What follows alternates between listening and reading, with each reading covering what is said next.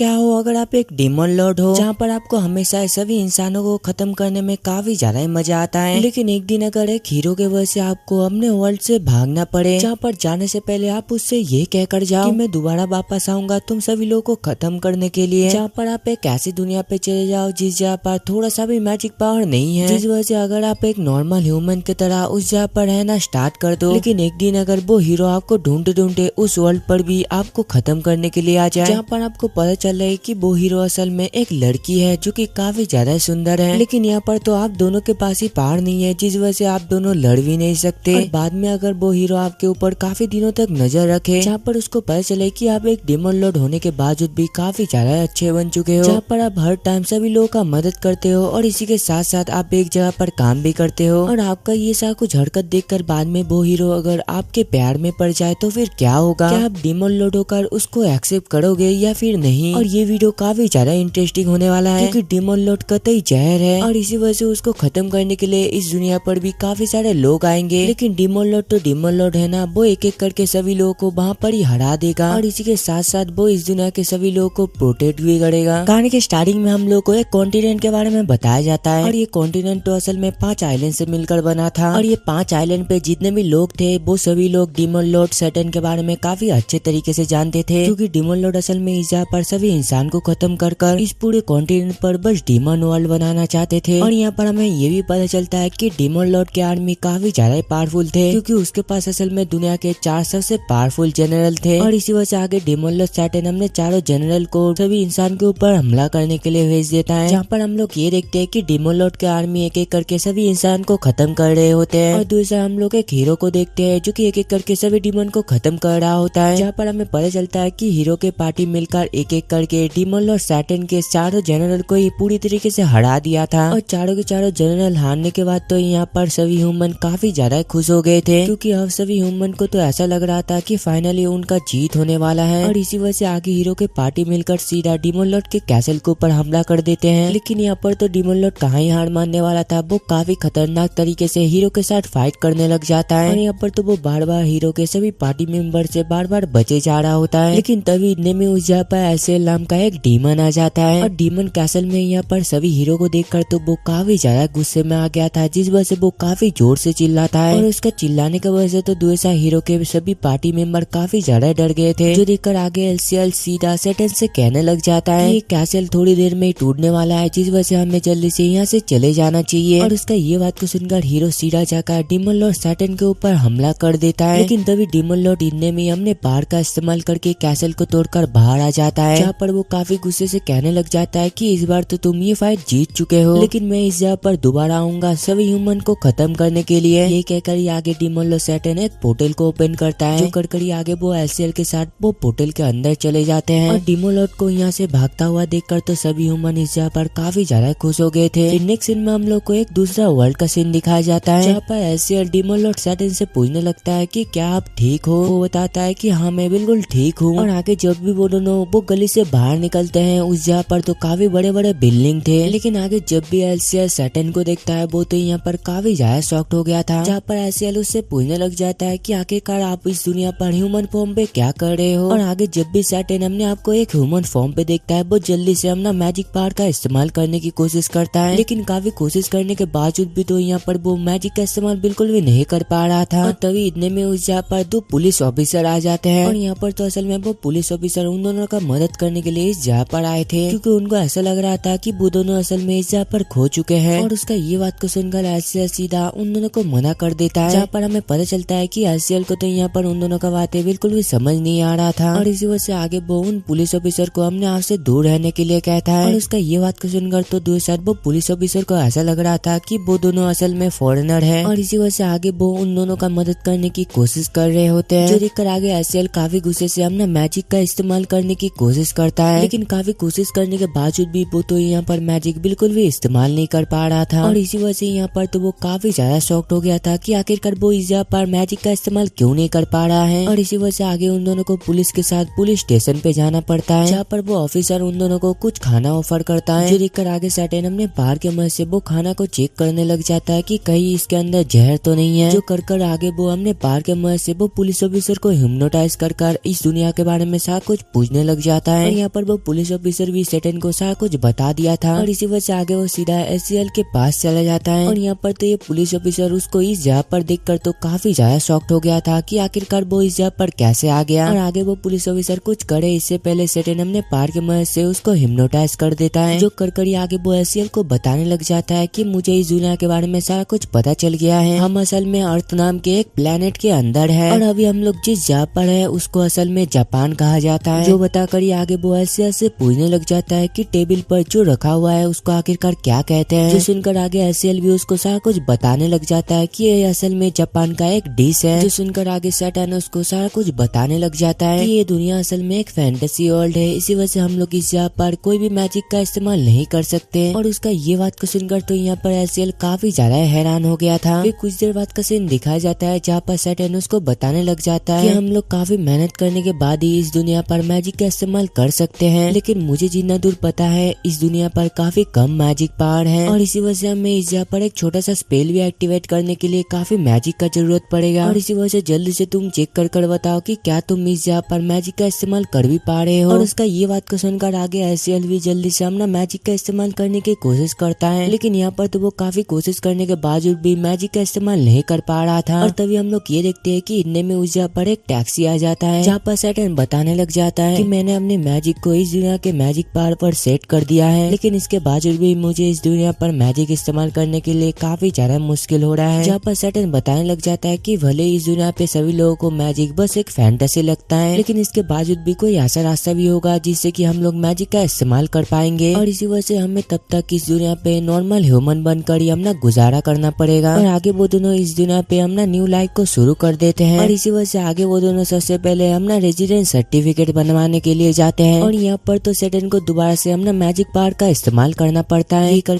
आगे वो उस जगह पर अपना 2 बैंक अकाउंट ओपन करता है और इससे तो उसको इस दुनिया पर करेंसी के बारे में सारा कुछ पता चल गया था। जो कर आगे वो कुछ पैसों की मदद से उस जगह पर एक घर को रेंट पर लेता है, लेकिन जब भी वो दोनों आगे वो घर को देखने के लिए जाते हैं उन दोनों को पता चलता है कि उन दोनों को तो असल में इस जगह पर एक छोटा सा रूम दिया गया था। और आगे जब भी वो दोनों रात में एक दूसरे से बातें कर रहे होते हैं अचानक से वहाँ पर सैटर्न बातें करते करते बेहोश हो जाता है। और अगले दिन हॉस्पिटल पर जाने के बाद सैटर्न को पता चलता है कि वो तो असल में ये सभी के चक्कर में काफी दिनों से कुछ भी नहीं खाया था और इस वजह से असल में वो कल रात बेहोश हो गया था। फिर कुछ दिनों बाद का सीन दिखाया जाता है जहाँ पर वो दोनों इस जगह पर रहना पूरी तरीके से सीख गया था, जहाँ पर हम लोग ये देखते हैं कि इस जगह पर तो एसीएल हमने घर के काम कर रहा था। जो करते हुए आगे वो सैटर्न से कहने लग जाता है कि आपको इस तरीके से इतना सारा पैसा बिल्कुल भी बर्बाद करना नहीं चाहिए। सैटर्न बताता है कि समर पे हमें फ्रिज का काफी ज्यादा जरूरत पड़ने वाला है। वो कहता है लेकिन हम लोग ये सभी चीज तो EMI पे भी ले सकते थे और देखो इस फ्रिज पे खाने के लिए यहाँ पर कुछ भी नहीं है। ये कहते कहते आगे वो सैटर्न के ऊपर काफी ज्यादा चिल्लाने लग जाता है और यहाँ पर सैटर्न के पास तो अपना पहाड़ भी नहीं था, इसी वजह से वो उसको चुप भी नहीं करा सकता था। और इसी वजह से आगे सैटर्न चुपचाप अपना काम का बहाना देकर वहाँ से निकल लेता है। फिर कुछ देर बाद का सीन दिखाया जाता है जहाँ पर सैटर्न रोड क्रॉस कर रहा होता है और इतने में उस जगह पर एक लड़की आ जाती है जो कि बारिश में भीग रही होती है। जो देखकर आगे सैटर्न उसको अपना अम्ब्रेला देते हुए कहने लग जाता है कि मेरा घर असल में पास ही में ही है, इसी वजह से तुम ये अम्ब्रेला को अपने पास ही रख सकते हो। जो देखकर ही आगे वो चुपचाप वहाँ से निकल लेता है और तभी हमें पता चलता है कि सैटर्न असल में इस दुनिया पर एक पार्ट टाइम जॉब करता है, जहाँ पर हम लोग ये देखते हैं कि सैटर्न तो उस जगह पर काफी अच्छे तरीके से काम कर रहा था। और तभी हम लोग ये देखते हैं कि उस जगह पर एक लड़की भी काम करती थी जिसका नाम सीओ था, जहाँ पर हमें पता चलता है कि सीओ शुरुआत से ही सैटर्न को काफी ज्यादा पसंद करती थी। और दूसरे हम लोग एसीएल को देखते हैं जो कि एक लाइब्रेरी पे कुछ बुक को पढ़ने के लिए आया था, क्योंकि वो पता लगाना चाहता था कि आखिरकार वो इस दुनिया पे मैजिक का इस्तेमाल कैसे कर सकता है। फिर कुछ देर बाद का सीन दिखाया जाता है जहाँ पर सैटर्न और सीओ एक रेस्ट रूम पर थोड़ा सा रेस्ट कर रहा होता है, लेकिन तभी इतने में उस जगह पर मैनेजर आकर कहने लग जाती है कि धीरे धीरे करके शॉप पे कस्टमर काफी ज्यादा बढ़ रहे हैं और इसी वजह से जल्दी से तुम लोग थोड़ा सा रेस्ट कर ही दोबारा काम पर लग जाओ। और इसका ये बात को सुनकर आगे वो दोनों भी दोबारा अपना काम पर लग जाते हैं। और यहाँ पर तो सैटर्न कुछ खाना को बना रहा होता है, लेकिन उस जगह पर तो वो मशीन खराब था, इस वजह से वो अच्छे तरीके से खाना बिल्कुल भी बना नहीं पा रहा था। और ये सारा कुछ देखकर आगे सैटर्न काफी ज्यादा परेशान हो जाता है, जहाँ पर वो अपने मन में कहने लग जाता है कि क्या मुझे इस जगह पर अपना मैजिक का इस्तेमाल करना चाहिए। लेकिन तभी अचानक से उसको एल्सिया का बात याद आता है कि हमें इस दुनिया पर मैजिक पावर को बिल्कुल भी इस्तेमाल नहीं करना है बल्कि उसको बचाना है। और तभी इतने में उस जगह पर मैनेजर आकर उससे पूछने लग जाती है कि आखिरकार तुम्हें क्या हुआ, जिस पर वो बताने लग जाता है कि असल में खाना बनाने वाला ये मशीन खराब हो चुका है। फिर कुछ देर बाद का सीन दिखाया जाता है जहाँ पर वो दोनों रेस्ट रूम पर बैठे हुए थे और यहाँ पर तो उसको ऐसा लग रहा था कि उसकी गलती की वजह से ये मशीन काम नहीं कर रहा है और इसी वजह से लगता है आज मुझे ये जॉब से निकाल दिया जाएगा। और उसका ये सारा कुछ बातें सुनकर आगे सीईओ उसको भरोसा दिलाने की कोशिश करती है कि ज्यादा टेंशन मत करो, इसमें तुम्हारा कोई भी गलती नहीं है। और तभी अचानक से उस जगह पर मैनेजर आती है और उसको अपने साथ एक रूम पर लेकर जाती है और दूर से हम लोग सटन को देखते हैं जो कि काफी ज्यादा डरा हुआ था। जहाँ पर मैनेजर बताने लग जाती है कि मुझे असल में अपना हेडक्वार्टर से फोन आया था कि मैं असल में तुम्हें स्टाफ पे प्रमोट कर दूं। और उसका ये बात को सुनकर तो यहाँ पर सटन काफी ज्यादा खुश हो गया था और इसी वजह से आगे वो काफी स्पीड से साइकिल से अपने घर पर जा रहा होता है। लेकिन दविया चार से रास्ते में उसको वही लड़की मिलती है जिसको कि उसने वो अम्ब्रेला दिया था। जहाँ पर वो लड़की उसको बताने लग जाती है कि मैं असल में आज तुम्हारे शॉप पर आई थी और शुरुआत में तो मुझे ऐसा लग रहा था कि तुम एक नॉर्मल ह्यूमन हो, लेकिन मैंने उस टाइम पे ये देखा कि तुम अपना मैजिक का इस्तेमाल करने की कोशिश कर रहे थे और इसी वजह से क्या तुम बताओगे आखिरकार डिमोलो तुम इस जगह पर क्या कर रही हो। और उसका ये बात को सुनकर तो दूर से सैटर्न भी काफी ज्यादा डर गया था। जहाँ पर वो उससे पूछने लग जाता है तुम तो हीरो एमिलिया हो, मैंने सही कहा ना, आखिरकार तुम इस जगह पर क्या कर रहे हो। और तभी हमें पास्ट का सीन दिखाया जाता है जहाँ पर डिमोलो सैटर्न वो पोर्टल के मदद से यहाँ से भाग रहा होता है। उस टाइम पे हीरो के सभी पार्टी मेंबर भी उस पोर्टल के अंदर घुस गए थे इस जगह पर आने के लिए और वो तो असल में इस जगह पर डिमोलो सैटर्न को ही खत्म करने के लिए आया था। जहाँ पर हीरो एमिलिया जल्दी से अपना एक नाइफ को निकालती हुए कहने लग जाती है कि कुछ ही हो चाहे मैं इस जगह पर तुमको खत्म कर ही रहूंगी। और उसका ये छोटा सा नाइफ को देखकर सैटर्न उससे पूछने लग जाता है कि आखिरकार तुम्हारा होली शॉट कहाँ पर गया। और वैसे भी मैं तुमको बता दूं होली शॉट के बिना तुम मेरा कुछ भी नहीं बिगाड़ सकते। जिस पर वो बताने लग जाती है कि तुम असल में इस दुनिया पर एक शॉप पर काम करते हो और इसी के साथ साथ तुम अपना मैजिक का भी इस्तेमाल बिल्कुल भी नहीं कर सकते और इसी वजह से आखिरकार तुम कैसे सोच सकते हो कि तुम्हें खत्म करने के लिए इस दुनिया पर मुझे होली शॉट का जरूरत पड़ेगी। और उसका ये सा कुछ बातें सुनकर दूसरा सैटर्न को भी सा कुछ समझ आ गया था कि असल में हीरो एमिलिया का होली मैजिक पावर भी इस दुनिया पर बिल्कुल भी काम नहीं कर रहा है। और तभी अचानक से हीरो एमिलिया वो नाइफ के मदद से उसको ऊपर अटैक कर देती है। फिर कुछ देर बाद का सीन दिखाया जाता है जहाँ पर वो दोनों एक पुलिस स्टेशन पर थे, जहाँ पर वो पुलिस ऑफिसर उन दोनों को एक कपल समझकर कहने लग जाता है कि तुम दोनों को देखकर मुझे ऐसा लग रहा है कि तुम दोनों असल में एक कपल हो और इसी वजह से कुछ हो जाए तुम दोनों को इस तरीके से झगड़ना बिल्कुल भी नहीं चाहिए। और उसका ये बात को सुनकर तो यहाँ पर एमिलिया काफी ज्यादा गुस्से में आ गई थी, जहाँ पर वो कहने लग जाती है कि क्या तुम मुझे बताओगे आखिरकार तुम कपल किसको कह रहे हो। और चलो मैं तुमको